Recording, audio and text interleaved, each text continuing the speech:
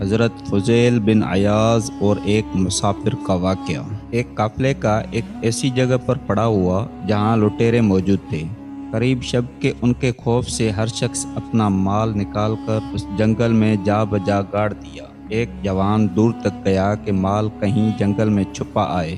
دیکھا ایک درخت تلے چھپر ہے، اس میں ایک شخص مسلح بچھائے ہوئے مشغول وظیفہ ہے۔ اس نے دل میں کہا، یہ مرد پارسا معلوم ہوتا ہے، اس سے بہتر کون ہوگا؟ بہتر یہی ہے کہ مال اس کے پاس امانت رکھ دوں۔ غرض ان کے پاس جا کر کہا، خواجہ یہ میری امانت رات بھر کے لیے رکھ لو، مجھ کو یہاں خوف راہزنوں کا ہے۔ انہوں نے کہا، تم اپنے ہاتھ سے میری اس چٹائی کے نیچے رکھ دو اور بے خوف جا کر رات گزار دو۔ جوان وہ زر ان کی چٹائی کے نیچے رکھ گیا۔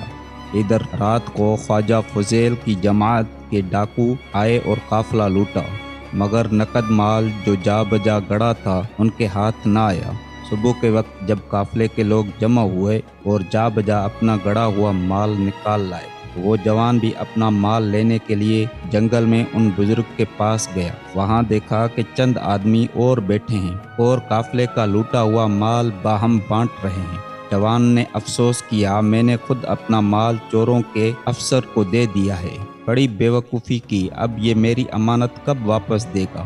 یہ سوچ کر ڈر سے لوٹنا چاہا۔ خواجہ نے لوٹتے دیکھ کر پکارا، اے جوان کہاں جاتا ہے؟ خوف مت کر اور اپنی امانت اسی جگہ سے نکال لے۔